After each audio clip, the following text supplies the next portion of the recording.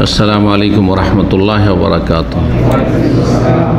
इन्नल हम्दुलिल्लाह नहमदुहु व नस्तईनुहु व नस्तगफिरुहु व नऊज़ु बिल्लाहि मिन शुरूरि अनफुसिना व मिन सय्यिआति अमालिना मन यहदिहिल्लाहु फला मुदिल्ल लहु व मन युद्लिल फला हादिय लहु व अशहदु अन ला इलाहा इल्लल्लाहु वहदहु ला शरीका लहु व अशहदु अन्न मुहम्मदन अब्दुहु व रसूलुहु सल्लल्लाहु तआला अलैहि व अला आलिहि व सहबिहि व सल्लम तस्लीमान कसीरा।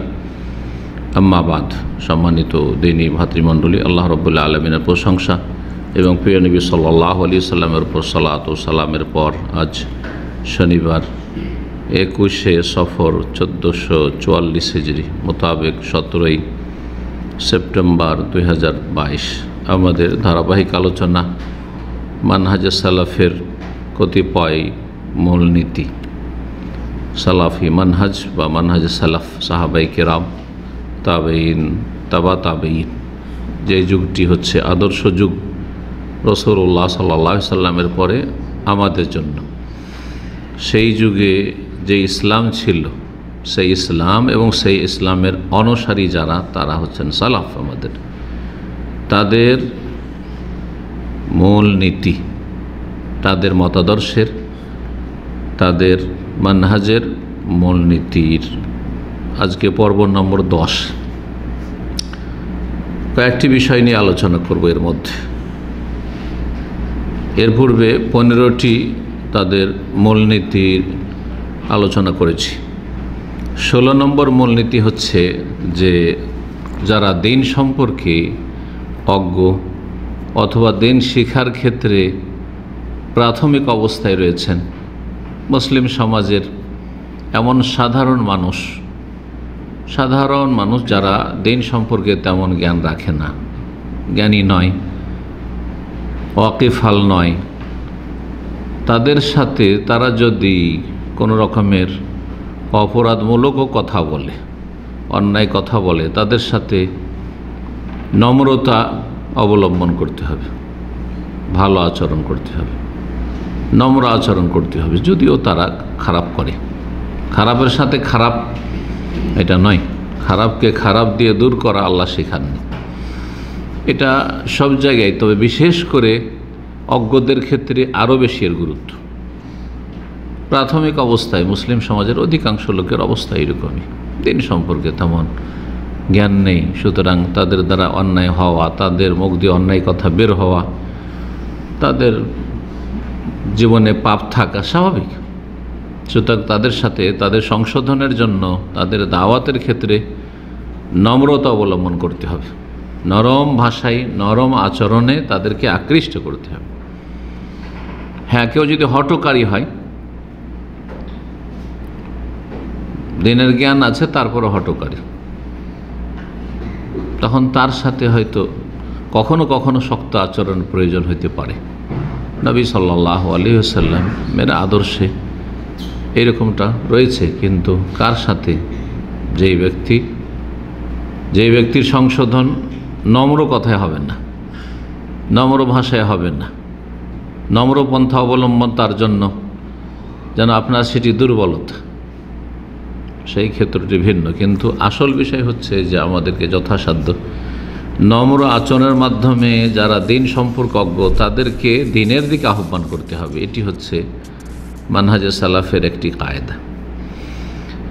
একটি হাদিস এই মর্মে নিয়েছেন, মুসনাদ আহমদে হাদিসটি রয়েছে এবং হাদিসের সূত্র সনদ সহি। আল্লামা আলবানী রাহিমাহুল্লাহ হাদিসটিকে সহি বলেছেন। আবু উমামা রাদিয়াল্লাহু তাআলা আনহু থেকে বর্ণিত, তিনি বলেন যে কোনো একদিন একজন যুবক নবী সাল্লাল্লাহু আলাইহি সাল্লামের খেদমতে আসল। ইন্না ফাতান শাব্বান আতান নবী সাল্লাল্লাহু আলাইহি সাল্লাম, একজন যুবক, ভরা যৌবন, এইরকম 18 বছর 20 বছর এই বয়সটা প্রথম পদার্পণ করেছে যৌবনে। যৌবনের প্রথম অবস্থাটা খুবই সিরিয়াস, খুব সিরিয়াস, মারাত্মক। এই অবস্থায় কেউ যদি নিজের চরিত্রকে ধরে রাখতে পারে তাহলে আশা করা যায় বাকি সময়টা ভালোই কেটে যাবে। আর এই সময়টায় পদস্খলন ঘটলে, গাড়ি আবার অ্যাক্সিডেন্ট করে দুর্ঘটনার শিকার হয়ে রাস্তার উপরে উঠে আসাটা অত সহজ নয়।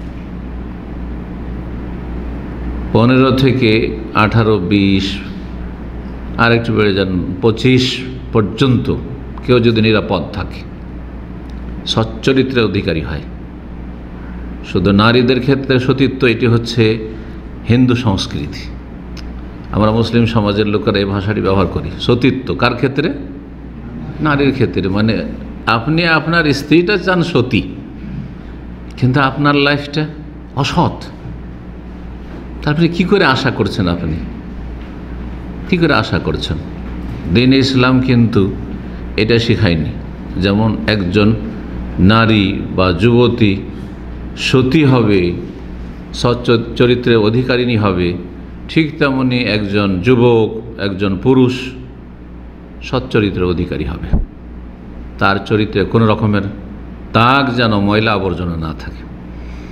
তো ছেলে হোক অথবা মেয়ে হোক, যদি সাবালক বা সাবালিকা হওয়ার পর থেকে শুরু করে 20-25 বছর পর্যন্ত এই 8-10টা বছর নিজের চরিত্রকে ঠিক রাখতে পারে, তো আশা করা যায় তারপরে বিভ্রান্তির শিকার হওয়ার সম্ভাবনা অনেকটাই কম। ব্যতিক্রম সব ক্ষেত্রে আছে। তো এই যুবক ছেলে যৌন চাহিদার তাড়নায়, যৌবনের জ্বালা, নবী সাল্লাল্লাহু আলাইহি ওয়াসাল্লামের কাছে ছুটে এসছে, মুসলিম হয়েছে। মুসলিম, আল্লাহর কিছুটা ভয়ও আছে, হালাল হারাম বলে একটা চিন্তা আছে। আজকাল তো মুসলিম সমাজের যুবকদের অধিকাংশের হালাল হারাম বলে চিন্তা নেই, হালাল হারাম বলে কোনো চিন্তাই নেই।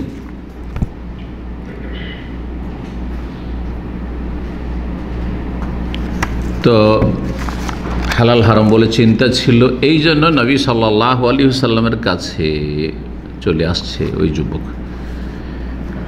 এসে কি বলছে? ইয়া রাসূলুল্লাহ, আল্লাহ রাসূল সাল্লাল্লাহু আলাইহি ওয়াসাল্লাম, ইযান লি বিযিনা, আমাকে ব্যভিচার করার অনুমতি দেন। রাসূলুল্লাহ সাল্লাল্লাহু আলাইহি ওয়াসাল্লামের কাছে সরাসরি, কোনো লজ্জা নেই। কেন লজ্জা নেই? যে এখান থেকে যদি পারমিশন পেয়ে যায় তাহলে আমার জন্য হালাল।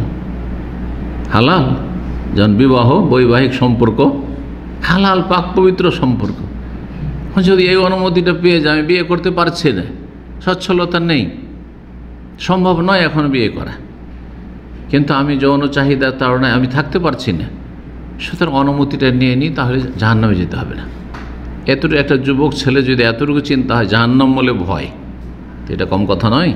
কারণ এই বয়সটাই জান্নাত জাহান্নাম, হালাল হারাম, আর আল্লাহর কাছে পাকড়াও হবে, এটা কয়জন মানুষের মধ্যে তৈরি হয়েছে? আপনি আপনার ওই বয়সটা নিয়ে চিন্তা করেন। যখন প্রথম যৌবনে পদার্পণ করেন সেই সময় থেকে শুরু করে 25 বছর পর্যন্ত আপনার কি এইরকম ইমানি চেতনা ছিল যে এটা হালাল, এটা হারাম, এটা আযাবের কারণ, এটা জান্নাতে যেতে বাধা দেবে, আল্লাহর আযাবের সম্মুখীন করবে, আসামের কাঠগড়ায় দাঁড়িয়ে, তাই এরকম চিন্তা ছিল? চিন্তা করেন তাহলে। এটা হয় কখন? হয় ইসলামের জ্ঞান আছে, আর না হইলে মোটামুটি বয়স হয়তো 25 চলে গেছে, তারপরে পরিবার ভালো, সমাজ ভালো, যার ফলে, অথবা আরেকটা হচ্ছে এর চাইতে ভালো যে প্রাকৃতিকভাবে ছেলে ভালো ছেলে, ভালো প্রকৃতির ছেলে, তখন হয়। না হলে সাধারণত হালাল হারাম আর জান্নাত জাহান্নাম, সাজা শাস্তি, কোনখানে ধরা খেয়ে যাবো আল্লাহর কাছে, আল্লাহ অসন্তুষ্ট হয়ে যাবেন, আল্লাহর গজব নেমে আসবে, এসব চিন্তা আসতে অনেক সময় লেগে যায়। আল্লাহ আমাদের ভুলগুলি মাফ করুন এবং আগামী জীবনটা, কারণ অতীতের জন্য তওবা ইস্তেগফার ছাড়া, সংশোধন ছাড়া আর কোনো রকমের রাস্তা নেই। একটা রাস্তা যে ফিরে আসেন অনতপ্ত হয়ে, কিন্তু আগামী জীবনে না, আগামী জীবনে যা হয়েছে আগামী জীবন, প্রত্যেকের আগামী জীবন, যতক্ষণ আল্লাহ সুযোগ দিয়েছেন, যতদিন সুযোগ দিয়েছেন। অনুমতি চাইল ওই ছেলে, এই জানলি বিজে না। চিন্তা করুন, যদি এইরকম এসে কোনো আলেমের কাছে, কোনো দিনের দায়ীর কাছে এসে, কোনো সমাজের ওইরকম গণ্যমান্য ব্যক্তির কাছে এসে যদি একটা ছেলে, গ্রামের ছেলে এসে অনুমতি চায় যে আমি থাকতে পারছি না, বিয়ে করতে পারছি না, তো আমাকে ব্যভিচারের অনুমতি দেন, তো সমাজ কি চোখে দেখবে ওকে বলুন তো দেখি? হ্যাঁ, ওই আলেম তার সাথে কেমন আচরণ করবে? আজকালকার যে আচরণ আমাদের, সমাজপতিরা কি আলোচনা করবে, সমাজের যারা নেতৃস্থানীয় ব্যক্তি কি আচরণটা তার সাথে করবে, কত রকমের যে কথা, আর কত রকমের যে গাল খাবে, আর কত রকমের তুচ্ছতাচ্ছিল্য করবে আর লাঞ্ছিত করবে, তাই না? নবী সাল্লাল্লাহু আলাইহি ওয়াসাল্লাম তাই করলেন, রাহমাতুল্লিল আলামিন। কত বড় অন্যায় কথা সে বলেছে, কিন্তু তারপরেও নবী সাল্লাল্লাহু আলাইহি ওয়াসাল্লাম কী করেছেন আচরণ, আর সাহাবীরা কী করেছেন, দুটোতে পার্থক্য। নবী সাল্লাল্লাহু আলাইহি ওয়াসাল্লাম কী দিক নির্দেশনা দিচ্ছেন শোনেন। ফাআকবালাল কওমু আলাইহি, চারিদিকে যে লোকেরা বসেছিল সবাই তার দিকে যারা ঝাঁপিয়ে পড়েছে। ফাজাজারুহু, আর সবাই ধমকাতে শুরু করেছে, ধমক দেওয়া শুরু করেছে। পাগল কেউ বলছে, পাগল কেউ বলছে তুমি বেয়াদব, যেমনটা হয় আর কি, বকাবকি শুরু করেছে। ফাজাজারুহু, বকাবকি শুরু করেছে সবাই। হ্যাঁ, তুমি কেমন ছেলে, হ্যাঁ তুমি এইরকম কথা বলতে পারলে, তুমি নবী সাল্লাল্লাহু আলাইহি ওয়াসাল্লামের সামনে সেই ধরনের কথা, যেমন বকাবকিটা হয়ে থাকে সমাজে। নবী সাল্লাল্লাহু আলাইহি ওয়াসাল্লাম তাদেরকে বললেন যে মাহ থামো থামো, আরে তোমরা বকাবকি করিও না। তারপরে বললেন যে ওদনো, তাকে আমার কাছে নিয়ে এসো, একটু দূরে আছে, আরও কাছে এসো। এর বিপরীত আমরা ও যদি দেখি যে একটা মানুষ এমনি খারাপ, তাহলে চাইব যত দূরে থাকো। জেনাকারী তো বাদ দেন, মদখোর তো বাদ দেন, আর খনি তো বাদ দেন। হ্যাঁ, যদি একটা ধূমপানকারী হয় আর মুখ দিয়ে দুর্গন্ধ আসছে, তাহলে আমরা কাছে দিতে চাবো না, দূরে বসো, দূর থেকে কথা বলো, তাই না? নবী সাল্লাল্লাহু আলাইহি ওয়াসাল্লাম এটা করছেন না, বলছে অদুন্ন, কাছে নিয়ে এসো, কাছে নিয়ে এসো। ফাদানা মিনহু করিবান, ছেলেটি কাছে আসলে একটু হাতের নাগালে আসলো। কালা ফাজালাসা, এসে বসে গেল ছেলেটি। নবী সাল্লাল্লাহু আলাইহি ওয়াসাল্লাম বললেন আতহিব্বুহু লিউম্মিক, যুক্তি দিয়ে, যাতে করে হ্যাঁ তার মগজে টনক পড়ে, হ্যাঁ মগজে টনক পড়ে। নবী সাল্লাল্লাহু আলাইহি ওয়াসাল্লাম পড়তে পারতেন এই কথা, ইত্তাকিল্লাহ, আল্লাহকে ভয় করো, এটা হারাম, হাজা হারাম, হাজা ইউদখিলুকা জাহান্নাম, তোমাকে জাহান্নামে নিয়ে যাবে এটা, হ্যাঁ জান্নাত থেকে বঞ্চিত হবে তুমি, তোমার জন্য কঠিন শাস্তি রয়েছে কবরে, এগুলো কথা বলতে পারতেন। এগুলো ওহীর কথা, কোরআন হাদিসেরই কথা, তাই না? ওয়ালা তাকরাবু যিনা ইন্নাহু কানা ফাহিশাতান ওয়া সাআ সাবিলা ওয়া মান ইয়াফআল যালিকা ইয়ালকা আসামা, জিনাকারীর জন্য কঠিন শাস্তি রয়েছে, গুনার বোঝা নিয়ে জাহান্নামে যাবে। ইউযাফু লাহুল আযাবু যায়ফাইন, দ্বিগুণ শাস্তি দেওয়া হবে। কোরআন সূরা ফুরকানে আল্লাহ বলেছেন। কোরআন এবং হাদিস দিয়ে সব সময় সব জায়গায় বুঝিয়ে, শুধু কোরআন হাদিস বুঝিয়ে হয় না হয়তো, হ্যাঁ কোরআন হাদিস অবশ্যই সবচাইতে উত্তম দাওয়াত, কিন্তু কোরআন হাদিস যাতে করে তার অন্তরে নামে আর মগজে ঢুকে বসে, সেই জন্য আপনাকে আমাকে হেকমা, কৌশল অবলম্বন করতে হবে। কোন ভাষায়, কোন ভঙ্গিমায়, কিভাবে বললে তার অন্তরে আমার কথাটা নামাতে পারবো, এটা হচ্ছে সফলতা। না তো চিন্তা করুন, আলেম ওলামারা, বক্তারা সবাই তো কোরআন হাদিসের কথা বলছে, সবাই তো কোরআন হাদিসের কথা বলছে, কারো কথা কেউ শুনতে চায় না, আর কারো কথা শুনলে ক্লান্তি আসে না, তাই না? কারো একটা কথা শুনে হয়তো হেদায়েত হয়ে যাচ্ছে, কারো 10টা কথা শুনেও পরোয়া করে না।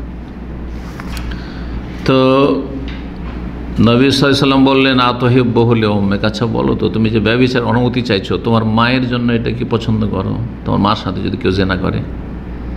ক্বালা লা ওয়াল্লাহ, না আল্লাহর কসম করে বলছি অসম্ভব। জাআলানি আল্লাহ ফিদাকা, আল্লাহ আমাকে আপনার উপর উৎসর্গ করুন, আমি আপনার জন্য আমার জীবনকে কুরবানি দেব, কিন্তু আমার মা এই কাজে যাবে এটা আমি মেনে নিতে পারি না। নবী সাল্লাল্লাহু আলাইহি ওয়াসাল্লাম বলে ওয়ালান্নাসু ইউহিব্বুনা উম্মাহাতিহিম, তুমি যেমন তোমার মায়ের জন্য ব্যভিচারকে পছন্দ করো না, বরদাস্ত করতে পারো না, কোনো মানুষ নিজ নিজ মায়ের জন্য এটা কখনো মেনে নিতে পারে না। আর তুমি যে মেয়ের সাথে জেনা করবে, হয়তো কারো মা, কি করে তুমি জেনার অনুমতি চাইছো? কালাফা তোহে বলে না থেকে, আচ্ছা বলো, তোমার মেয়ে যদি থাকে আর তোমার মেয়ের সাথে কেউ ব্যভিচার করে বা তোমার মেয়ে কোথাও ব্যভিচার করে, তুমি মেনে নেবে? এটা পছন্দ করবে? কাল আল্লাহ আল্লাহ, আল্লাহর কসম করে বলছি, জালানি আল্লাহ ফিদাক, আল্লাহর কসম করে বলছি, আল্লাহ আমাকে আপনার ওপর কুরবান করুন। আল্লাহ ওয়ালান্না সোহেব্বনাহু লেবানাতহিম, তাহলে তুমি যেমন তোমার মেয়ের জন্য মেনে নিতে পারো না, কোনো মানুষ নিজ নিজ মেয়ের জন্য মেনে নিতে পারে না যে তার মেয়ে জেনা করুক, কেউ মেনে নিতে পারে না। আর যে মেয়ের সাথে জেনা করবে, কারো মেয়ে, সে কারো মা, কারো মেয়ে।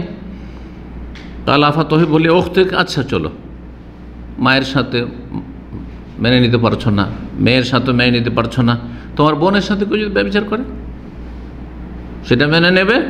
আল্লাহ আল্লাহ, আল্লাহর কসম করে বলছি, হতেই পারে না। জালানি আল্লাহ ফেদা। কালো আল্লাহ সহিব বনলে আখাওয়াতেহিম, ঠিক তেমনই অন্যরাও এটা মেনে নেবেন না। যার সাথে জেনা করতে চাইছো, কোন একটা মেয়ে তো হবে, কারো তো বোন, কারো তো বোন। কালাফা তহে বলে আম্মাতে, কাছে তোমার ফুফুর সাথে, আর একটু দূরে, তোমার ফুফুর সাথে কেউ যদি জেনা করে মানে নেবে? জানতে পারলে যে অমুক আমার ফুফুর সাথে ব্যভিচার করছে? আল্লাহ আল্লাহ, আল্লাহর কসম করে বলছেন, না অবশ্যই না, এটা মেনে নিতে পারি না, বরদাস্ত করতে পারি না। তাহলে জালানি আল্লাহ ফেদাক, আল্লাহ আমাকে আপনার ওপর উৎসর্গ করুন। কালো ওয়ালান্না সোহেব্বহলে আম্মা তেহিম, তুমি যেমন তোমার ফুফুর সাথে মেনে নিতে পারো না, তেমন অন্যরা মেনে নিতে পারে না। কালাফা তোহে বলে খালা থেকে, তোমার খালার সাথে যদি ব্যভিচার করে সেটা মেনে নেবে? আল্লাহ আল্লাহ, আল্লাহর কসম করে বলছি, জালানি আল্লাহ ফেদাক। কালো ওয়ালান্না সোহেব্বহলে খালা তেহিম, ঠিক তেমনই কেউ অন্যরাও তাদের খালার সাথে কেউ ব্যভিচার করুক, এটা কখনো বরদাস্ত করতে পারে না। বোঝানো হয়ে গেল যে মেয়ের সাথে জেনা করবে, কারো না কারো কেউ হবে, কারো মা তো, কারো বোন, কারো মেয়ে, কারো খালা, কারো বাবু। জি। কালাফা ওয়াদায়াদাহু আলাইহি, নবী সাল্লাল্লাহু আলাইহি সেই বলে ছেড়ে দিলেন না, মোবারক হাত রাখলেন তার পিঠে, হাত রাখলেন।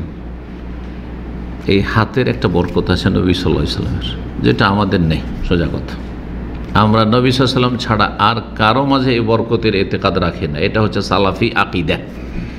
বেদাতি আকিদা, সুফিদের, পীর মরিদের, ব্যবসায়ীদের, মজহাবিদের আকিদা হচ্ছে যে বুজরুগানের দিনেরও হাতে আর থুথুতে পানের পিকে বরকত আছে পীরদের, তাই না? পীর পানের পিক ফেলে আর এরা হাতে মুখে মাখে, গোটা গায়ে মাখে। দেখেছেন না দেখেননি? যারা দেখেছে তারা এই সামনে বর্ণনা করেছেন। জি।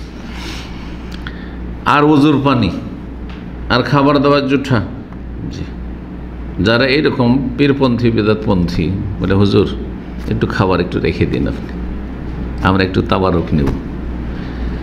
আমাদের তাবারক বন্টনের একটা ইস্তেলা আছে বেদাতদের মধ্যে, আছে না নেই? এটা কি হয়, বড় হুজুর যিনি আছেন বিসমিল্লাহ বলে ইফতেতা করে দেবেন, শুরু করবেন, উনি উদ্বোধন করে একটু খাবেন, তারপরে অন্যরা, তখন তাবারক হইল। নাহলে কিছু ফোকটুক থুথু দিয়ে দিলেন, ফোকটুক দিলেন, তাহলে বেদাতি, এই যে আবার কিসের তাবারক হইল? এসব তাবারক বেদাতি তাবারক। জি। এমন কোনো বরকত নেই। বরকত আল্লাহ রাব্বুল আলামিন মোবারক, আল্লাহর দিন মোবারক, আল্লাহর কিতাব মোবারক, আল্লাহ রসুল মোবারক, কোরআনের আয়াত মোবারক, কোরআনের আয়াত পড়ে ফুক দিচ্ছেন, কোরআন আয়াতের বরকত, আমার বরকত না। এটা হচ্ছে সালাফি আকিদা। আর বেদাতি আকিদা হচ্ছে যে বুজরুগানে দিন, পীর, মুর্শিদ, হুজুর, কিবলা, সব বরকত আর বরকত, বরকত আর বরকত সব। জি।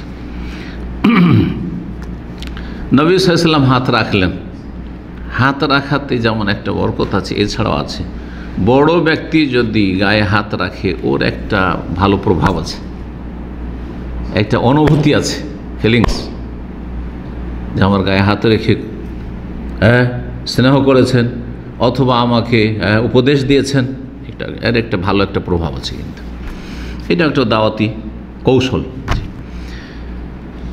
নবী সাল্লাল্লাহু আলাইহি ওয়াসাল্লাম গায়ে হাত রেখে দোয়া করে দিন, আল্লাহ মাগফির জাম্বাহ, কয়েকটি বাক্যে দোয়া করে, আল্লাহ এর অতীতের গুনাহগুলি মাফ করে দাও। নিশ্চয়ই চরিত্র খারাপ, চরিত্র খারাপ হয়ে সে কী হয়েছে, নির্লজ্জ হয়ে গেছে, নির্লজ্জ হয়েছে। তাহলে গুনাহ করেছে, সে বড় কিছু করুক না করুক, কিন্তু অন্তর গুনাহ তো আছে, অন্তর পাপী, সেই জন্য তো এমন হয়েছে মরিয়া হয়েছে যে এখন পারমিশন নিতে হবে, না হলে আর থাকতে পারছে। একদিনে বড় জেনার কাছে কেউ যায় না, কিন্তু একদিনে প্রথম দিনেই বড় জেনা বড় ব্যবচার কাছে চলে গেছে এমন খুব কম পাবেন। কি হয়েছে? নারী আসক্ত হয়েছে, কাউকে দেখে খুব ভালো লেগেছে, আর তারপরে মনে ঘুরপাক খাচ্ছে, তার জন্য মনটা ছটপট করছে। তখন তার সাথে যোগাযোগের চেষ্টা করেছে, যে কোনোভাবে যোগাযোগ হওয়ার পর তার সাথে দেখা সাক্ষাতের জন্য অ্যাপয়েন্টমেন্ট নেওয়ার চেষ্টা করেছে, আর তারপর স্পর্শ করার চেষ্টা করেছে, তারপরে তার সাথে ফ্রি হওয়ার চেষ্টা করেছে, আর এতগুলি আরও মেলাগুলি স্তর পার হওয়ার পরে তখন বড় জেনা লিপ্ত হয়েছে। বুঝছে? জি, জ্ঞানীরাই কথা বলেছে। কোনো দিন প্রথম দিনে প্রথম চোটে হঠাৎ করে একটা ছেলে খারাপ হয়ে গেল ভালো থেকে, এটা কখনো হয় না। তো নবী সাল্লাল্লাহু আলাইহি সাল্লাম তাকে দোয়া দেন, আল্লাহ মাগফির জাম্বা, আল্লাহ এই ছেলেটির গুনাহ মাফ করে দাও। ওয়াতাহির কলব, অন্তর তার খারাপ হয়ে গেছে, অপবিত্র হয়ে গেছে, তার অন্তরটাকে পাক পবিত্র করে দাও। ওয়াহাসসিন ফারজাহু, তার লজ্জা স্থান অরক্ষিত, আল্লাহ তুমি সুরক্ষিত করে দাও। লজ্জা স্থানকে সামলে রাখতে পারছে না সে, হ্যাঁ, যৌনাঙ্গের হেফাজত করতে পারছে না। হাসসিন ফারজা, তার লজ্জা স্থানের সুরক্ষার হেফাজতের ব্যবস্থা করে দাও। এই দোয়া তিনটি বাক্যে দোয়া, আল্লাহ মাগফির জামবাহু ওয়া তাহির কলবাহু ওয়া হাসসিন ফারজা। এই দোয়া নবী সাল্লাল্লাহু আলাইহি ওয়াসাল্লাম ওই ছেলেটাকে দিয়েছেন। এই দোয়া আপনার ছেলেমেয়েরা যখন যৌবনে পদার্পণ করছে আপনার দেওয়া উচিত নয়, কিন্তু এই দোয়াগুলিকে আমরা করছি, করা উচিত। জি, বরং আগে থেকেই করবেন আপনি, যাতে করে আমার ছেলে মেয়েগুলো খারাপ না হয়ে যায়, চারিত্রিক পদস্খলন না ঘটে। আল্লাহ মাগফির যুনুবাহুম বা আল্লাহ মাগফির জামবা, হ্যাঁ, ওয়া তাহির কলব, অন্তরটাকে আল্লাহ পাক পবিত্র রাখো। হাসসিন ফারজা, তাদের মান ইজ্জতের হেফাজত করো, লজ্জা স্থানের হেফাজতের তৌফিক দান করো। এই দোয়াগুলি এইরকমই যে কোনো প্রিয়জন আপনজন যাকে আপনি আল্লাহর দিনের জন্য ভালোবাসেন, এই নয় যে আপনার রক্তের সম্পর্ক হইতে হবে, তাহলে যাকে আল্লাহর জন্য ভালোবাসেন তার জন্য আপনি হিতাকাঙ্ক্ষী হয়ে দোয়া করবেন, আল্লাহ মাগফির জামবাহু ওয়া তাহির কলবাহু। যার চরিত্রে দেখছেন যে দোষ দেখা যাচ্ছে, বাঁকা পথে চলে যাচ্ছে, আল্লাহ ওকে ভালো করে দাও, রোগমুক্ত করে দাও, তার অন্তর রোগাক্রান্ত হয়েছে। এই দোয়ার পরে নবী সাল্লাল্লাহু আলাইহি ওয়াসাল্লামের দোয়া এমনভাবে কবুল, ফালাম ইয়াকুন বাদা যালিকা আল ফাতা ইয়ালতাফিতু ইলা শাই, তার আগে সেই ছেলেটি এদিক সেদিক ধর্ণা দিত, কোথায় কোন মেয়েকে দেখতে পাবে, কোথায় কার দিকে তাকাবে, এগুলো করে বেড়াইতো। তারপরে আর কোনো রকমের খারাপ রিপোর্ট শোনা যায়নি তার সম্পর্কে, কোনো দিন শোনা যায়নি, সে ভালো মানুষ হয়ে গেছে। এই ছিল রাসূলুল্লাহ সাল্লাল্লাহু আলাইহি ওয়াসাল্লাম হাদিস, যেখান থেকে শিক্ষা পেলাম কত জাহেল ছেলেটা, তাই না, যে নবী সাল্লাল্লাহু আলাইহি ওয়াসাল্লামের কাছে ব্যভিচারের অনুমতি চাইছে। দিন সম্পর্কে কত অজ্ঞ, ব্যভিচারের অনুমতি হয়? হ্যাঁ, বলি ইন্নাল্লাহ লা ইয়ামুরু বিল ফাহশা, আল্লাহ কখনো অশ্লীল কথা কাজের অনুমতি দিতে পারেন না আর হুকুম দিতে পারেন না। দিন সম্পর্কে জাহেল, আর জাহেল হচ্ছে পাপীও জাহেল, সবচেয়ে বড় জাহেল হচ্ছে পাপী, জানে কিন্তু পাপ করে, ও হচ্ছে জাহেল। এই জন্য আবু জাহাল বলা হয়, অজ্ঞতার বাপ। ও তো জ্ঞানী ছিল, অনেক কিছু বুঝতো, না হলে কি করে নেতা হবে মক্কার সে। পাপী হচ্ছে জাহেল, বেয়াদব হচ্ছে জাহেল। কারো কাছে এলেম আছে কিন্তু বেয়াদব, দিন শিখছে, দীর্ঘদিন ধরে দিন শিখছে, কিন্তু আদব নাই, বড়দের আদব নেই, যে কোনো নোংরা ভাষা বড়দের সম্পর্কে বলতে পারে, তাহলে সে জাহেল, বেয়াদব। তো এর মধ্যে বেয়াদবিও ছিল কথাতে, আর তারপরে দিন সম্পর্কে অজ্ঞতাও ছিল, আর তারপরে পাপও ছিল, পাপের দিকে ঝুঁকেছিল, যার ফলে অনুমতি চাইতে এসছে। তো জাহেল অজ্ঞর সাথে পাপীর সাথে ভালো আচরণ, নম্র আচরণ করতে হবে, এটি হচ্ছে সালাতের নীতিমালা। 17 নম্বর নীতিমালা হচ্ছে যে কোনো মানুষের ওপর মায়া করতে হবে, দয়া করতে হবে। এটি হচ্ছে আল্লাহ রাব্বুল আলামিন গুণ, আল্লাহ রহমান, আল্লাহ রাহিম। রহমান মানে কি? হ্যাঁ, শুধু দয়ালু? হ্যাঁ, অতি দয়ালু, বরং পরম করুণাময়। যেহেতু রহিমের তুলনায় রাহিমের তুলনায় রহমানে অনেক বেশি ব্যাপক অর্থ আছে, এই জন্য অনুবাদ করা হয়েছে পরম করুণাময়। আর অতি দয়ালু বা অতীব দয়ালু হচ্ছে রহিম। রহিম রহিম শব্দ আল্লাহ ছাড়া অন্যের ক্ষেত্রে ব্যবহার জায়েজ, আর রহিম নয়, আল দিয়ে নয়, কিন্তু রহিম। বিল মুমিনিনা রাউফুর রাহিম, নবী সাল্লাল্লাহু আলাইহি ওয়াসাল্লামকে রহিম আল্লাহ বলেছেন সূরা তওবাতে। অতি দয়ালু নবী সাল্লাল্লাহু আলাইহি ওয়াসাল্লাম। নবী সাল্লাল্লাহু আলাইহি ওয়াসাল্লাম রহমতুল্লিল আলামিন, বিশ্ব জাহানের জন্য রহমত বলেছেন, কিন্তু রহমান বলা জায়েজ না। রহমানে এত ব্যাপকতা আছে অর্থের যে নবীকে বলে পরম করুণাময় রহমান, না, হারাম। এটা আল্লাহর গুণ শুধু। কিন্তু রহিম, করিম, আপনার আব্বা অনেক দয়ালু, রহিম, মা বড় দয়ালু, রহিমা, রহিম থেকে রহিমা, রহিমা নাম রাখছেন আপনারা, রাখছেন না আমাদের সমাজে রহিমা? হ্যাঁ, কিন্তু রহমান কারো নাম রাখা জায়েজ নয়। আর কারো নাম যদি আব্দুর রহমান থাকার রহমান বলে রাখছে, এটাও জায়েজ নয়। এরা জাহেল যারা রহমান ভাই, রহমান ভাই, মিস্টার রহমান আর রহমান ভাই বলে, মূর্খ এরা, ইসলাম সম্পর্কে কিছু জানে না। এটা আল্লাহর জন্য শুধু প্রযোজ্য একমাত্র রহমান নামটি। তো 17 নম্বর নীতিমালা হচ্ছে মুসলিমের ওপর দয়া মায়া করতে হবে। জি, মুসলিমের ওপর, যে কোনো মানুষের ওপর মায়া দয়া করতে হবে, এমনকি অমুসলিমের মায়া করতে হবে। আর এই মায়ার জন্যই তাদেরকে ইসলামের দাওয়াত দিতে হবে। কারণ একটা অমুসলিম যদি অমুসলিম হয়ে সারা জীবন থাকে আর মারা যায়, সে যাবে কোথায়?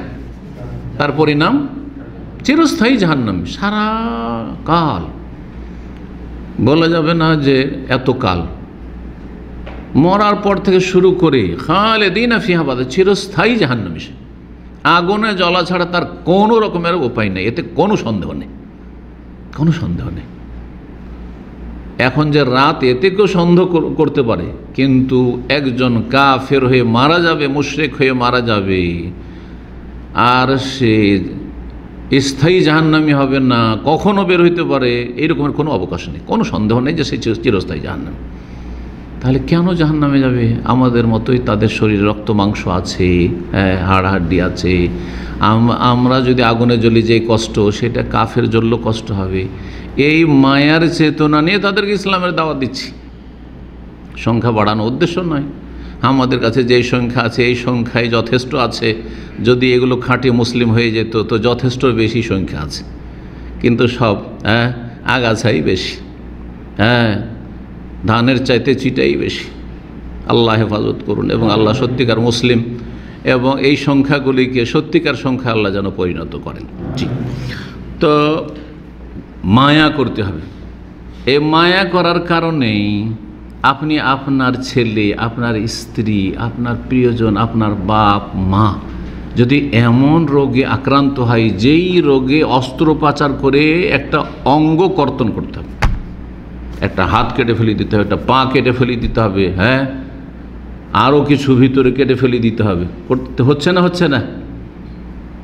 ক্যান্সার হয়ে গেছে, কেটে ফেলতে হবে কোনো অংশ, আর তাতে আপনাকে 10-20 লাখ টাকা খরচ করতে হবে, জমি জায়গা বিক্রি করতে হবে, কোনো দ্বিধাদ্বন্দ্ব নেই। কেটেও ফেলে আসছেন, আর কি করছেন? টাকাও দিয়ে আসছেন। টাকার ক্ষেত্রে কোন রকম কৃপণতা করেন না। যে যত বেশি যাকে ভালোবাসে তার জন্য তত বেশি এই মায়া করে, আর এই মায়ার কারণে কি করছে? অস্ত্রোপচার করছে, ঠিক কিনা? কারণ এই উদাহরণটা কি জিহাদ ফি সাবিলিল্লাহ নয়? এটা তো জিহাদ ফি সাবিলিল্লাহ উদাহরণ, যে এদেরকে ইসলামের দাওয়াত দিলাম, কিন্তু ইসলামের দাওয়াত কবুল করছে না, বরং ইসলামের দাওয়াতকে এরা মুছে দেওয়ার চেষ্টা করছে, ইসলামের দাওয়াতের রাস্তায় বাধা সৃষ্টি করছে। তারা তো জান্নাতে যাবেই না, যাবে না, জাহান্নামে যাবেই। গোটা মানব জাতিকে জাহান্নামে নিয়ে যেতে চায়, অন্যদেরকেও ইসলাম গ্রহণ করতে দিচ্ছে না, ইসলামের দিকে আসতে দিচ্ছে না। এই ক্ষেত্রে রাস্তায় যেমন ইট কাঁটা কষ্টদায়ক বস্তু পড়ে থাকলে আপনাকে ওই রাস্তায় যেতেই হবে, চলতে হবে। তাহলে কি করবেন? কাঁটাগুলো সরাবেন না? ডালপালা সরাবেন না? কষ্টদায়ক বস্তু সরাবেন? অবশ্যই সরাবেন। এই কষ্টদায়ক বস্তুকে সরানো আর রোগীর শরীরে অস্ত্রোপচার করা, এটা হচ্ছে জিহাদ ফি সাবিলিল্লাহ। টাকাও দিয়ে আসছেন আর রোগীর অঙ্গ কেটে ফেলে আসছেন, আর বলছেন যে সব কিছুই তার জন্য খরচ করে দিলাম, লাখ লাখ টাকা খরচ করে দিলাম, দেশে চিকিৎসা না বিদেশে চিকিৎসা করিয়ে নিয়ে আসলাম। যার যত বেশি মায় তত বেশি খরচ করছেন। হ্যাঁ, আপনি আপনার প্রিয়জনের জন্য, মায়ের জন্য, বাপের জন্য, স্ত্রীর জন্য, ছেলে মেয়ের জন্য যেই খরচটা করবেন, পরের জন্য করবেন, এদের জন্য করবেন না। আপনি দিলে 10, 20, 50 টাকা, 5,000 টাকা দেবেন, কিন্তু যদি বলে 50,000, 1 লাখ টাকা দেন, কখনো দেবেন না আপনি, কারণ মায়া কম, সেই জন্য। কথা বোঝা গেছে না?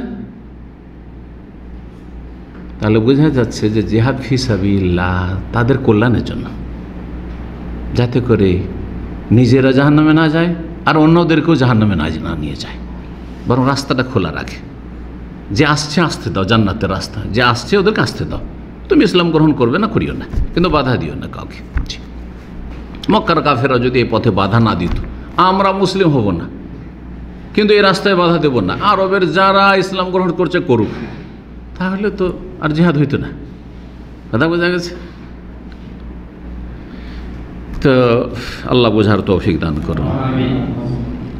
আবু হুরায়রা রাদিয়াল্লাহু তাআলা থেকে বর্ণিত, নবী সাল্লাল্লাহু আলাইহি ওয়াসাল্লাম একবার তিনি বলছেন যে হাসান বিন আলী রাদিয়াল্লাহু তাআলা আনহুমা, আলীর ছেলে হাসান, নবী সাল্লাল্লাহু আলাইহি ওয়াসাল্লামের কে? নাতি, বড় নাতি। হাসান বড় আর হোসাইন ছোট, রাদিয়াল্লাহু তাআলা আনহুম আজমাইন। হাসান বিন আলীকে রাসূলুল্লাহ সাল্লাল্লাহু আলাইহি ওয়াসাল্লাম চুমু দিচ্ছেন। ছেলে মেয়েদেরকে চুমন দেওয়া, বিশেষ করে যারা কচিকাচা ছোট, বড় হলে তখন অন্যরকম আদর স্নেহ, আর বড় ছোট একই রকমের আদর স্নেহ, এটা আবার বাঞ্ছনীয় নয়। তো চুমন দেওয়া এটা ভালো কাজ, এটি সুন্নাত, এটি হচ্ছে মায়ের বহিঃপ্রকাশ। হ্যাঁ, এটি আদর স্নেহের বহিঃপ্রকাশ। তো নবী সাল্লাল্লাহু আলাইহি ওয়াসাল্লাম নাতিদেরকে চুমন দিতেন। তো আলী রাদিয়াল্লাহু তাআলা আনহু ছেলে হাসানকে একদিন চুমো দিচ্ছেন। সেই সময় আকরা বিন হাবেস বানু তামিমের একজন নেতৃস্থানীয় ব্যক্তি, সিরাতে গতকালকে তার আলোচনা করছিলাম, দীর্ঘ বিলম্বে সে ইসলাম গ্রহণ করেছিল এবং সে কট্টর বেদুইন আর শক্ত প্রকৃতির মানুষ ছিল। এমনি বেদুইনদের মায়া মমতা কম, এরা নিষ্ঠুর টাইপের হয়, হ্যাঁ বললো হ্যাঁ, না বললো না, এটা হচ্ছে বেদুইন স্বভাব। হ্যাঁ, আরব দেশের বেদুইন আর আমাদের ভারত বাংলাদেশের হচ্ছে আদিবাসী। কথা বলছেন, আদিবাসীদের সাথে যারা চলেছেন বা কাছাকাছি দেখেছেন তারা জানেন। সাঁওতাল টাঁওতাল যারা আছে, আপনাদের এলাকা মনে হয় নাই নাকি আছে, তাহলে তো খানিকটা বুঝেন, যদি ওদের সাথে চলে থাকেন বা কাছাকাছি তাহলে বুঝবেন বা শুনে থাকেন। আকরা বিন হাবেস ওখানে বসেছিল, ও দেখছে। তখন আকরা বলছে, ইন্নালি আশারাতে মিনাল ওয়ালাদ, আমার একটা নয়, দুটা নয়, 10টা ছেলে আছে, 10টা ছেলে আছে। মা কাব্বাল তো আহাদা মিনহুম, তাদের কাউকে জীবনে আমি চুমা দিনি, কাউকে চুমো দিনি আমি। অনেক বাপেরা মনে করে যে কাউকে চুমা দেওয়া মানে কি দুর্বলতা। এটা গতকালকে মনে হয় সিরাত আলোচনা করছিলাম নাকি। হ্যাঁ, অনেকে মনে করে যে ছেলে মেয়েদেরকে মানুষ করলে সবসময় কড়া মেজাজ থাকতে হবে, যাতে সবাই ভয় পায়, মেলোডির মেজাজ, পুলিশের মতো। কারণ পুলিশ যখন সিভিল ড্রেসে বাড়িতে থাকে, পাঞ্জাবি পরে আছে, এমনি প্যান্ট শার্ট পরে আছে, তখন সাধারণ আমাদের মধ্যে মানুষ, ওকে নিজে করলে হয়েছে আমি সাধারণ একজন এই সমাজেরই ছেলে। কিন্তু যখন ওদের যে এইটা কী বলে ওটাকে ইউনিফর্ম পরে নেই, তখন ওর মেজাজ অন্যরকম হয়ে যায়, ওর মেজাজটা অন্যরকম হয়ে যায়। কথা বুঝতে পারছেন না? তো ওই রকম মেজাজ যদি কেউ রাখে বাপ মা, যে এইভাবে শাসন করলে ছেলে ভালো হবে, কখনো ভালো হবে না। আবার সব সময় যদি মাথায় চড়িয়ে নেয়, কাঁধে চড়িয়ে নেয়, তাতেও ভালো হবে না। আদরের সময় আদর, স্নেহ আর মায়া দেওয়ার সময় মায়া দেওয়া, আর শাসনের সময় শাসন, চাপ সৃষ্টি করা, সময় চাপ সৃষ্টি করা, আর উৎসাহিত করা। তারগীব এবং তারহিব, তারগীব তারহিব, একটি হাদিসের কিতাব রয়েছে, ওর নাম কি? ইমাম মুনজির রহমতুল্লাহ। তারগীব তারহিব, তারগীব মানে ভালো কাজে উৎসাহিত করা, আর তারহিব মানে হচ্ছে ভীতি প্রদর্শন করা। কোরআন হাদিসের দুটোই আছে, কিন্তু কোরআনে কারিমে আয়াত আসছে, কিছু আয়াত একই জায়গায়, কিন্তু বেশিরভাগ জায়গাতে এরকম আছে জান্নাতের কথা উৎসাহিত করছেন আল্লাহ, ভালো কাজ করো, জান্নাত তাজরি মিন তাহতিহা আনহার। আর এক দুটো আয়াত পরে চলে আসছে, ইন্নাল্লাযীনা কাফারু মিন আহলিল কিতাব মুশরিকিন ফি নারি জাহান্নাম খালিদিন ফিহা। তবে শুনে রাখো, যদি কুফরি করো, যদি পাপ করো, তাহলে জাহান্নাম আছে। তারহিব, ভীতি প্রদর্শন, এটা হচ্ছে কোরআন সুন্নাহর শিক্ষা, এটা হচ্ছে তরবিয়তের তরিকা ছেলে মেয়েদেরকে। তো রাসূলুল্লাহ সাল্লাল্লাহু আলাইহি সাল্লাম এর কথা শুনে অবাক হলেন আর তার দিকে তাকালেন, তাকে বললেন, মাল্লা ইয়ারহাম লা ইউরহাম, কেউ যদি দয়া মায়া না করে তো তার ওপরও দয়া মায়া করা হবে না। কার পক্ষ থেকে হবে না? আল্লাহর পক্ষ থেকে। কেউ যদি মানুষের ওপর কি না করে, মায়া না করে, তো আল্লাহ যিনি মানুষের মালিক তার উপরে মায়া করবে না। জি, যে কোনো স্তরে হোক না কেন, সরকার শাসক যদি জনগণের মায়া না করে তো আল্লাহ সেই সরকার উপর মায়া করবে না। হ্যাঁ, বাড়ির যে অভিভাবকরা রয়েছে, বাপ মা রয়েছে, যদি ছেলে মেয়েদের মায়া না করে তো আল্লাহ তাদের মায়া করবে না, দয়া করবে না। সমাজের যে সব শক্তিশালী লোকেরা রয়েছে, পয়সার লোকেরা রয়েছে, গরিব দুঃখী অসহায়দের উপর যদি মায়া না করে তাহলে আল্লাহ মায়া করবেন না, রহম করবে না। স্বামী স্ট্রং স্ত্রীর তুলনায়, আর আমাদের সমাজে তো আরও বেশি, এমনিও আরবদের মধ্যেও কম না। হ্যাঁ না, আমি স্বামী, তো স্বামী যদি স্ত্রীর মায়া না করে তো আল্লাহ স্বামীর মায়া করবে না, রহম করবে না। তুমি রহম করবে না তাহলে আল্লাহ রহম করবে না। অন্য আর একটি হাদিস এইভাবে রয়েছে, ইরহামু মান ফিল আরদ ইয়ারহামুকুম মান ফিস সামা, যারা জমিনে আছে জমিনবাসীর ওপর তোমরা কি করো, দয়া করো, রহম করো, তাহলে যিনি আকাশে রয়েছেন তিনি তোমাদের উপর রহম করবেন, মায়া করবেন, দয়া করবেন। তাই আল্লাহ কোথায় আছেন? এটা আকীদারও দলিল, আল্লাহর ক্ষেত্রে আকীদারও দলিল যে আল্লাহ সর্বত্র বিরাজমান না, সব কিছুতে বিরাজমান না। এটা কুফরি আকীদা যে সর্বত্র, যেখানে আল্লাহ আছে এগুলোতে আল্লাহ আছে। সর্বত্রের মধ্যে এই আপনার এই যে বোতলটা, এই বোতলের ভিতরে পানি, ভিতরটাও তো আল্লাহকে, পানির ভিতরে আল্লাহ আছে। এটি তো হিন্দু ধর্ম, যে সব কিছুতেই ভগবান, সব কিছুতে ঈশ্বর। সুতরাং দেবদেবীর পূজা করছি তো ওইটা তো ঈশ্বরের পূজা করছি, কারণ সর্বত্র বিরাজমান মানে ওই যে প্রতিমাটি আছে, যে প্রতিমা পূজা হচ্ছে সরস্বতী বা লক্ষ্মী, ওর মধ্যে আল্লাহ আছে, নাউজুবিল্লাহ। তাহলে যদি বলে যে ওইটাই তো আল্লাহ, ওই তো আল্লাহর পূজা করছি, আল্লাহকে ঈশ্বর বলছে তারা, এটা তো হিন্দু ধর্ম। তাহলে ইসলামের আকীদা আর হিন্দুদের আকীদা কি পার্থক্য হইল? কোনো পার্থক্য নেই। কথা বুঝতে পেরেছেন? এটা যেমন তেমন কথা নয়, কিন্তু এই হালকা বিষয় মনে করবেন না যে আল্লাহ আকাশে রয়েছেন, আকাশের ওপরে রয়েছেন আরো সাজিমে, আর আল্লাহ সর্বত্র বিরাজমান। দুটাই তো মুসলিমরা বলে, এটাও ঠিক ওইটাও ঠিক না, এটা একটু ভুল, কিন্তু কিন্তু না, কিন্তু না, এটা কুফরি আকীদা, এটা হিন্দুদের আকীদা। এই আকীদায় সব কিছু পূজনীয়, হিন্দু ধর্ম এটা, তার সব কিছুতে আল্লাহ আছে।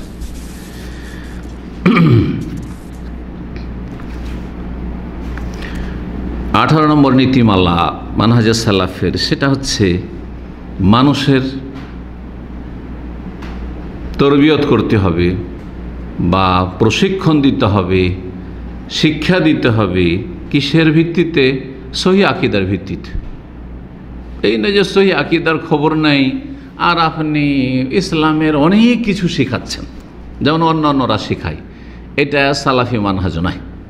সালাফি মানহাজে আর যারা সালাফি মানহাজের অনুসরণীয় তাদের মাঝে এটাই পার্থক্য।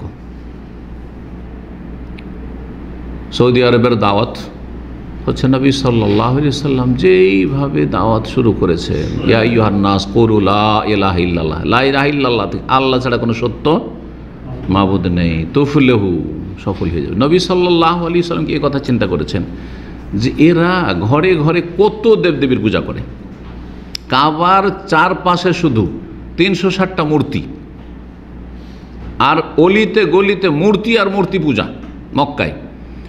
তো মূর্তি পূজা সম্পর্কে একেবারে নীরব থাকবো, কিছু বলবো না, না হলে ঝামেলা বেঁধে যাবে প্রথমখানে। হ্যাঁ, আল্লাহ ইলাহা ইল্লাল্লাহ মানে আল্লাহ ছাড়া কোনো সত্য মাবুদ নেই, সুতরাং এগুলো সব বাতিল, এই কথাও বলবো না, না হলে ঝামেলা বেঁধে যাবে।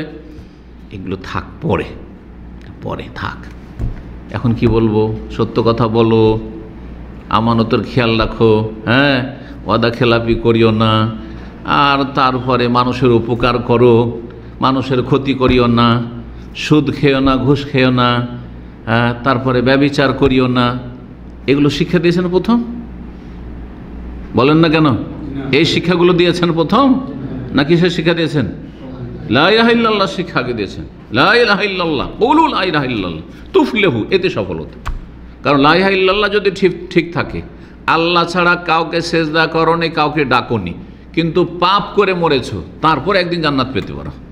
কিন্তু লা ইলাহা ইল্লাল্লাহ যদি ঠিক না থাকে, দেবদেবীর সামনে সেজদা করে মরেছো, অথবা কাকে সেজদা করেছো, হ্যাঁ, মাজারে সেজদা করে মরেছো, আর অনেক নামাজ পড়েছো, তাহাজ্জুদ পড়েছো, আর জীবনে কোনোদিন একটা পয়সা কারো মেরে খাওনি, আমানতে খেয়ানত করনি, কারো আদা খেলাফি করনি, কারো ক্ষতি করনি, জান্নাত পাওয়া যাবে? শিরক কুফর নিয়ে আল্লাহর সামনে হাজির হলে জান্নাত পাওয়া যাবে না। তো এই জন্য সহি আকীদার ভিত্তিতে দাওয়াতি কাজ করতে হবে। আগে আকীদা, বিশ্বাস ঠিক করতে হবে, আর সেই সহি আকীদা, সহি বিশ্বাসের ভিত্তিতে মানুষকে গঠনমূলক যে কোনো ভালো কথা শেখান। কিন্তু আগে কি থাকবে? সহি আকীদা, আকীদাটা ঠিক হইতে হবে। আকীদা হচ্ছে কিবলার মতো। এর আগে অনেক আগে আমি বলেছিলাম, আকীদা হচ্ছে কার মতো?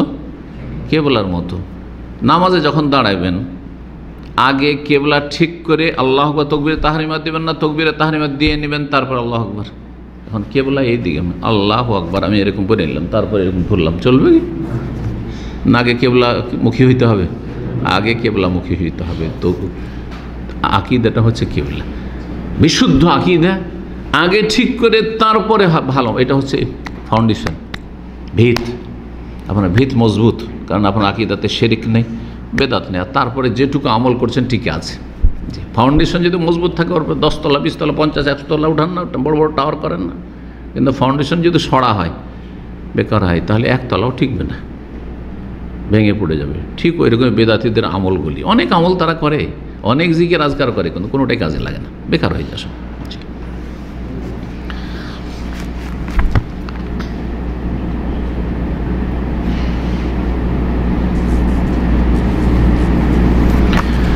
তো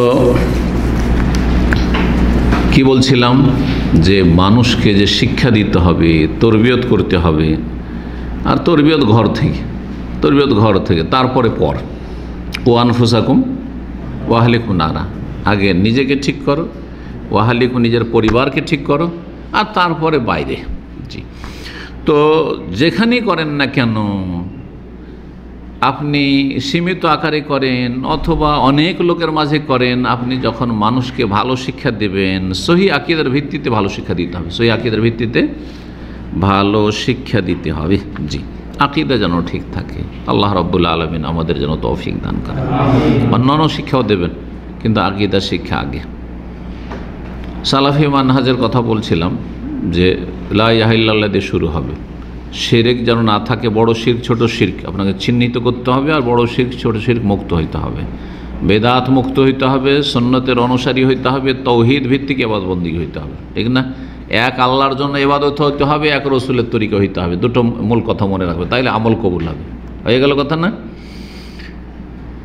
আর তারপরে সবগুলি ভালো কাজ করেন, আর সমস্ত পাপ কাজ ছাড়েন, আপনি মন্দ কাজ, কথা কাজ ছাড়েন, আর সমস্ত ভালো কাজ করেন, আপনি ফরজ নফল করেন, কিন্তু আকীদাটা ঠিক আগে রেখে এর ভিত্তিতে আপনি নিজেও এরকম হবেন, আর ওর ভিত্তিতে মানুষকে তালিম তরবিয়ত করবেন।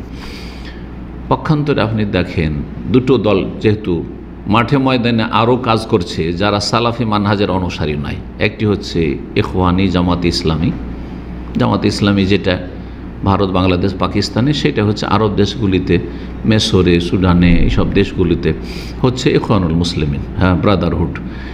এদের মতাদর্শ দেখেন সালাফি মানহাজের সাথে মিল নেই। আর একটা হচ্ছে তবলিগি জামাত, যেটা শুরু হয়েছে ভারত থেকে, আর বিশ্বের অনেক জাহেল মানুষদেরকেই, জেনারেল শিক্ষিতদেরকে নিজের এই বেদাতের জালে ফাঁসিয়ে দিয়েছে। তাদের মানহাজটা দেখুন, তাদের মতাদর্শ পদ্ধতিটা দেখুন, তরবিয়তের পদ্ধতি। জামাতে ইসলামীর আর ইখওয়ানিদের তরবিয়তের মানুষকে ভালো কথা বলার বা ইসলামের কথা বলার পদ্ধতিটা কি? যখন গণতন্ত্রে তারা নামেনি, মওদুদির যুগে গণতন্ত্র কিন্তু কুফরি মতবাদ ছিল প্রথম যুগে, আর তারপরে শেষ যুগে এসেও গণতন্ত্রকে, যেই সারা জীবন কুফরি ফতোয়া দিয়ে আসলো ডেমোক্রেসিকে, সেটাকে তো ইসলাম বানিয়ে দিল। তাদের ধর্মটা যুগ উপযোগী করার জন্য যে কোনো সময় পরিবর্তন হতে থাকে আবার এটা। কিন্তু তো এই কথায় কিন্তু বাড়াবাড়ি নেই। কিন্তু মওদুদি মোহাম্মদ আলী জিন্নাহর পরে সারা জীবন তার কিতাব আমি পড়েছি, অনেক পড়েছি, যেহেতু জমহুরিয়াত মানে ডেমোক্রেসি, গণতন্ত্র। গণতন্ত্র কুফর হ্যায়, কুফরি নিজাম হ্যায়, কুফরিয়া নিজাম হ্যায়। কিন্তু যখন আসলো মোহাম্মদ আলী জিন্নার মেয়ে দাঁড়ালো ফাতেমা জিন্না, আর তার বিরোধী দলে ছিল আইয়ুব খান, এদের নাম তো নিশ্চয়ই শুনেছেন। জি হ্যাঁ। তো তখন ফাতেমা জিন্নার সাপোর্ট করে দিল, যে গণতন্ত্র কুফরি বললো সেটাকে সাপোর্ট করে দিল। এখন আমি যদি বলি যে এই গণতন্ত্র পদ্ধতি অন ইসলামিক, আর তারপরে আমি যদি আওয়ামী লীগ হয়ে যাই অথবা আমি বিএনপি হয়ে যাই, তাহলে আমি কি শিক্ষা দেবো জাতিকে বলেন দেখি? তাহলে আমাকে নিউট্রাল থাকতে হবে যে আমার ইসলাম আলাদা, এটার সাথে মিলে না, এটার সাথে মিলে না। আপনাদের কথা বুঝতে পারছেন কি না? জি। তো ফাতেমা জিন্নাহ মহিলাকে সাপোর্ট করে দিল। মহিলা সাপোর্ট করাটা আজকাল নতুন কথা নয়, কিন্তু এদের এটা মওদুদি নিজেই করে গেছে বেঁচে থাকতেন। তখন তাকে বলা হলো যে আপনি একটা মহিলা মানুষকে কি করে সাপোর্ট করলেন? পুরুষ ছিল আইয়ুব আলী খান। যদি আপনাকে সাপোর্টই করতে হয় হ্যাঁ ইলেকশনের ক্ষেত্রে, ভোটের ক্ষেত্রে, তো আপনি আইয়ুব খানকে করতেন। তখন তার উত্তরটা শুনবেন, যুক্তিতে মুক্তি, যুক্তিতে মুক্তি। তিনি বললেন যে দেখো, আইয়ুব খাঁর মধ্যে শুধু একটা গুণ আছে, সেটা হচ্ছে পুরুষ হওয়া, বাকি কিছুই নেই। আর ফাতেমা জিন্নার ভিতরে একটা দোষ আছে, বাকি সব ভালো। দোষটা কি? শুধু মহিলা। মজার কথা, কত সুন্দর কথা। মানে বুঝলেন না? বুঝলেন না? মানে ফাতেমা জিন্না, ফাতেমাই মহিলা আইয়ুব খাঁর চাইতে সব দিক দিয়ে ভালো, শুধু একটা ত্রুটি কি? মহিলা নেত্রী। আর আইয়ুব খাঁর একটাও কিছু ভালো নাই, শুধু একটাই ভালো, কি? যে একটু পুরুষ ব্যাস। সুতরাং একটা ভালোর জন্য কেন সাপোর্ট করব? এর সবগুলি ভালো মহিলা, কিন্তু একটা দোষ, ও কি সাপোর্ট করব? এবার বুঝলেন? এটা হচ্ছে জামাত ইসলামের ইসলাম। সে পাকিস্তান আমলে যখন জামাত ইসলামীর প্রবক্তা, প্রথম ব্যক্তি, তাঁর বক্তব্য এটা এবং তাঁর কথাইগুলি আপনাদেরকে শোনাচ্ছি। আচ্ছা, জামাত ইসলামীরা যখন বক্তব্য করে বা তাদের লিখনি পড়লে দেখবেন, দেশে মদ চলবে না, ঘুষ চলবে না, কথা বোঝা গেছে না? বেশ্যাখানা চলবে না, বলে না? বলে না? মদের লাইসেন্স দিচ্ছে সরকার, বেশ্যাখানার লাইসেন্স দিচ্ছে সরকার, বলে না? বলে না? কিন্তু জীবনে কোনোদিন শুনবেন যে দেশে এতগুলি মাজার, আল্লাহকে বাদ দিয়ে অন্যের পূজা হচ্ছে, এটা চলবে না? শুনেছেন? এটা শুনবেন সালাফি আলেমের কাছে, সালাফি দায়ের কাছে। এইখানেই পার্থক্য, যে সহি আকীদার গুরুত্ব তাদের কাছে নেই। বরং একজন বড় আলেম বাংলাদেশে যিনি থেকেছেন দীর্ঘ সময়, আর বাংলাদেশের দাওয়াতের ময়দানে মাশাআল্লাহ তাবারাকাল্লাহ অনেক অবদান ছিল, তিনি বড় একজন জামাত ইসলামী নেতার কাছ থেকে সামনাসামনি বসে, বাংলাদেশের যারা বড় জামাত ইসলামী নেতা তাদের নাম বলছি না, বলছে বৃহৎ স্বার্থের জন্য শিরকের সাথেও সমঝোতা প্রয়োজনে করতে হবে। এটা হলো জামাত ইসলামীর মানহাজ। বৃহৎ যদি স্বার্থ থাকে তো কিসের সাথে? শিরকের সাথেও কি করতে হবে? কম্প্রোমাইজ করতে হবে। তার শিরকের সাথে যদি কম্প্রোমাইজ করতে হয় তো অসুবিধা কি গণতন্ত্রের সাথে? গণতন্ত্র ছাড়া তার আমরা ক্ষমতায় যেতে পারছি না, এই জন্য গণতন্ত্র মেনে নিয়েছি। এখন কি করব? এই তো হইল কথা তাদের। আচ্ছা, যেটা বলছিলাম যে এরা দেখেন সুদের বিরুদ্ধে বলবে, ঘুষের বিরুদ্ধে বলবে, মদের বিরুদ্ধে, মদের লাইসেন্সের বিরুদ্ধে বলবে, বেশ্যাখানার লাইসেন্সের বিরুদ্ধে বলবে, কিন্তু পীর মুরিদের বিরুদ্ধে বলবে না। বরং তাফসীরুল কোরআন মাহফিলের বক্তব্য এখনের রেকর্ড আছে, আমরা সব পীরের বিরোধী নয়, হ্যাঁ হক্কানি পীর অবশ্যই আছে, আমরা ভণ্ড পীরদের বিরোধী, আছে না? নেই কথা। অথচ ইসলামে পীরতন্ত্র শিরক আর বেদাত ছাড়া শিখিয়েছেটা কি বলেন দেখি? এই পীর মুরিদি শিরক আর বেদাত ছাড়া জাতিকে দিয়েছেটা বাকি। এই পীর মুরিদির শেষ পরিণাম হচ্ছে মাজার পূজা। এই পীর মরেছে, ওর মাজার পূজা শুরু হয়েছে, আস্থানা গড়ে উঠেছে। জি, যুগে যুগে। জি, আল্লাহ হেফাজত করুন। তো এটা হলো জামাত ইসলামের মানহাজ, যে সুদ ঘুষ মিটাও, বেশ্যাখানা মিটাও, মদ চলবে না, আর এই চলবে না, সেই চলবে না, কিন্তু মাজার থাক, পীর থাক, হ্যাঁ শিরকের বাজার গরম থাক, কোনো অসুবিধা নেই। তবলিগি তরিকা হচ্ছে যে আমাদের সময় লাগান, আসেন সময় দেন, আর কি করেন 40 দিন আমাদের সাথে বেরিয়ে যান, আর কি করেন ওরা, কি করবে? শুধু ফজিলত বয়ান করবে। আপনি এই আমলগুলি করেন, এত লক্ষ নেকি, তো এত কোটি নেকি, এত হাজার নেকি। কথা বোঝা গেছে না? কিন্তু তাওহীদ সবচেয়ে বড় ফরজ, শিরক সবচেয়ে বড় অপরাধ, কখনো শুনতে পাবেন না। বরং তাদের মানহাজ আদর্শই হচ্ছে শিরক যদি বলেন কোনো কাজকে, এটা ভুল যদি বলেন তো আপনি ঘৃণা ছড়িয়ে দিলেন, আপনি মানুষকে দূরে সরিয়ে দিলেন। এ কথাই বলছিলাম, নবী সাল্লাল্লাহু আলাইহি ওয়াসাল্লাম এই চিন্তা করেনি যে মক্কায় সবাই তো মুশরিক কাফের, দেবদেবীর পূজারী, তো এদের মাঝে যদি বলি যে এই দেবদেবীর পূজা চলবে না, তাহলে তো আমি ঘৃণা ছড়িয়ে দিলাম। এটা করেছেন? তাহলে নবী সাল্লাল্লাহু আলাইহি ওয়াসাল্লাম ঘৃণা ছড়িয়েছেন, আর তবলিগীরা ঘৃণা ছড়াইতে চায় না। তাহলে তবলিগীদের যে মতাদর্শ বা তরিকা, সেটার মিল নবী সাল্লাল্লাহু আলাইহি ওয়াসাল্লামের সাথে নেই, নবী সাল্লাল্লাহু আলাইহি ওয়াসাল্লামের আদর্শের সাথে নেই, সাহাবা কেরামদের আদর্শের সাথে নেই। নবী সাল্লাল্লাহু আলাইহি ওয়াসাল্লাম ইন্তেকালের 5 দিন আগে, 3 দিন আগে, শেষ দিনও একবার না বারবার করে রিপিট করেছেন এই বাক্যটি। সেটা কি ছিল? লানাতুল্লাহ আল ইয়াহুদে ওয়ান নাসারা, ইহুদি নাসারাদের উপর আল্লাহর কি হোক? অভিশাপ হোক। কেন? কারণ তারা ইত্তাখাযু কুবুর আম্বিয়াহিম মাসাজিদা, নবীদের কবরগুলিকে তারা সেজদার স্থানে পরিণত করেছে, কবরে তারা সেজদা করেছে, সেজন্য তাদের উপর কি হয়েছে? লানত হয়েছে। মা আয়েশা বলছেন যে তিনি সতর্ক করছেন যে হে মুসলিম, যে তোমরা আবার এই কাজ করে লানত খেও না, আল্লাহর লানত যেন তোমাদের উপর না গজব না পড়ে। কথা বোঝা গেছে না? ইহাজের মাসানাও সাবধান করছিলেন যে তোমরা আবার মাজার পূজায় লিপ্ত হয়েও না। আশঙ্কা ছিল নবী সাল্লাল্লাহু আলাইহি ওয়াসাল্লামের, তাই হয়েছে, মুসলিম জাতি মাজার পূজায় লিপ্ত হয়ে গেছে, অসংখ্য মুসলিম। জি, তো সহি আকীদার গুরুত্ব দেওয়া হচ্ছে সালাফদের মানহাজ, সালাফি মানহাজ, যারা সাহাবায়ে কেরামদের আদর্শের ওপর রয়েছেন। আর বাকি দুটো তরিকা বললাম, একটা হচ্ছে দেশ থেকে রাষ্ট্রীয় পর্যায়ে কি করো, এই ঘুষ মিটাও আর সুদ মিটাও, তো এই সব অপরাধ মিটাও, কিন্তু শিরক বিদআত মুছে ফেলো, মিলাদ হতে দেওয়া যাবে না, তো এ হবে না, সে হবে না, পীর মুরিদি হবে না, এগুলো নাই। না, হক্কানি পীর আছে, রাস্তা খোলা আছে।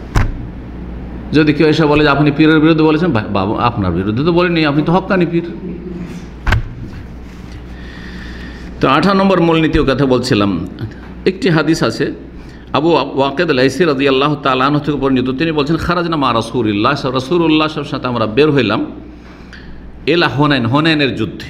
ও নাহান হোদাসাও আহাদিন বেকুফরিন, তখন আমরা নতুন নতুন সব কুফরি ছেড়ে ইসলামে এসেছিলাম, নিউ মুসলিম সব। 10,000 নিয়ে মক্কা থেকে, মক্কা এসেছেন নবী সাল্লাল্লাহু আলাইহি ওয়াসাল্লাম, মদিনা থেকে মক্কা আসলেন। আর তারপরে নিউ মুসলিম কতটি সাথে হইল? 2,000, 12,000। তো এর আবু ওয়াকেদ লাইসি নিউ মুসলিম ছিলেন, বলছে আমরা সব নিউ মুসলিম ছিলাম, এই সদ্য কুফরি ছেড়ে এসেছি, শিরক মূর্তি পূজা ছেড়ে এসেছি। ওয়ালিল, এখনও তাহলে কি আছে? একটা ভক্তি আছে। যারা নতুন নতুন হেদায়েত হয়ে আসে, নিজের ধর্ম সম্পর্কে একটা কী থাকবে, বিগত ধর্ম সম্পর্কে একটা দুর্বলতা থাকেই, দুর্বলতা থাকবে। ওয়ালিল মুশরিকিনা সিদরাতুন, দেখলাম যে মুশরিকদের একটা বড়ই গাছ আছে, ইয়াকুফুনা ইনদাহা, সেখানে গিয়ে তারা বড়ই শ্রদ্ধা সম্মানের সাথে গিয়ে কি করছে? ধর্ণা দিচ্ছে, সেখানে গিয়ে বসছে, তাবারক হাসিল করছে। ওয়ায়ানুতুনা বিহাসলিহা, তোমার সেখানে তাদের অস্ত্রগুলি, তরবারিগুলি লটকাচ্ছে। সেই গাছটির নাম ছিল জাতে আনুমাত। ফামারানা বেসিদরাতিন, একটি বড়ই গাছ হয়ে আমরা অতিক্রম করলাম। ফাকুলনা ইয়া রাসূলুল্লাহ, আর দেখলাম যে এটা তো তাদের মোবারক জায়গা, আর এখানে করে তারা তাবারুক হাসিল করছে, তাদের অস্ত্রগুলি লটকাচ্ছে, তারা সেখানে এসে কিছুক্ষণ বসছে। ইয়া রাসূলুল্লাহ ইজআল্লাহ না জাত আনওয়াত কামা লাহুম জাত আনওয়াত, এদের একটা যেরকম গাছ আছে আর তারা তাবারুক হাসিল করছে, আমাদেরও একটা ওইরকম কিছু দেন, আমরাও তাবারুক হাসিল করি। কার মতো? মুশরিকদের মতো। মুশরিকদের মতো আমরা মুসলিম হয়ে গেছি, তো আমাদেরও একটা বিকল্প কিছু লাগবে, বিকল্প।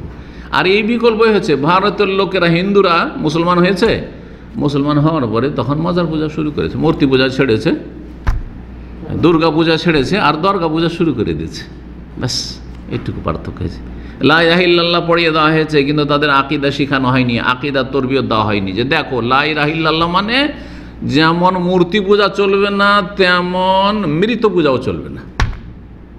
মূর্তি পূজাও চলবে না, আর মৃত পূজাও চলবে না, এমনকি জিন্দারও পূজা চলবে না, জীবিতরও পূজা চলবে না, আল্লাহ ছাড়া কারো ইবাদত চলবে না। আবুদুল্লাহ ওয়ালা, তো এই শিক্ষা দেওয়া হয়নি, যার ফলে হয়েছে কি মাজার পূজা ধরে নিয়েছে। তো যখন এরা বলল যে আমাদেরকে একটা দেন ওই রকম, রাসূলুল্লাহ সাল্লাল্লাহু আলাইহি ওয়াসাল্লাম অবাক হয়ে গেলেন যে এরা কি মুসলমান হইল সব। আল্লাহু আকবার, আল্লাহু আকবার, ইন্নাহা সুনান, এ তো বিজাতির অন্ধ অনুকরণ, বিজাতির আদর্শ। কুলতুম আল্লাযী নাফসি বিয়াদিহি, তো বিজাতির অনুকরণের কথা তোমরা বলে ফেললে। কামা কালাত বানু ইসরাঈল, যেমন বানু ইসরাঈল মুসা আলাইহিস সালামের কাছে এরকমটাই তলব করেছিল প্রাচীন যুগে। বানু ইসরাঈলদেরকে নিয়ে, নিজের বংশদের যারা মুসলমান ছিল তাদেরকে নিয়ে মুসা আলাইহিস সালাম কোথায় একটা সফরে যাচ্ছিলেন, আর রাস্তাতে দেখছে যে কিছু লোকেরা কী করছে, দেবদেবীর পূজা করছে। ইয়াকুফুনা আলা আসনামিন লাহুম, মূর্তি পূজা করছে। দেখার পরে এরা মুসলমান হয়ে গেছে, সব মুমিন হয়ে গেছে। মুসাকেও কি বলছে, নবী বেঁচে আছেন, রসুল বেঁচে আছেন, আজকে তো নবী রসুল নাই, মাজার পূজা শুরু হয়েছে। নবী সাল্লাল্লাহু আলাইহি জামানায় তো মাজার পূজা শুরু হয়নি, কয়েকশো বছর পরে শুরু হয়েছে, ঠিক না?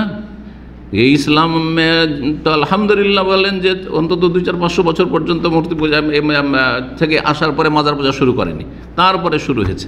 প্রথম শিয়া রাফেজিরা শুরু করেছে, আর তারপরে তখন বেদাতি সুন্নিরা শুরু করেছে, সুন্নি নাম দিয়ে। কিন্তু মুসা আলাইহিস সালাম জীবিত, তাদের সাথে আছেন, একই জায়গায় একই সফরে আছেন, আর তারা বলছে ইজাল্লানা ইলাহান কামা লাহুম আলিহা, এদের তো অনেকগুলি দেবদেবী, আমাদের একটা দেন, অনেক দেবদেবী আমাদের একটা দেন। নবী সাল্লাল্লাহু আলাইহি সাল্লাম কি বলছেন মুসা আলাইহিস সালাম, ইন্নাকুম কওমুন তাজহালুন, তোমরা বড় মূর্খ জাতি, তোমরা তো বড় জাহেল মূর্খ জাতি।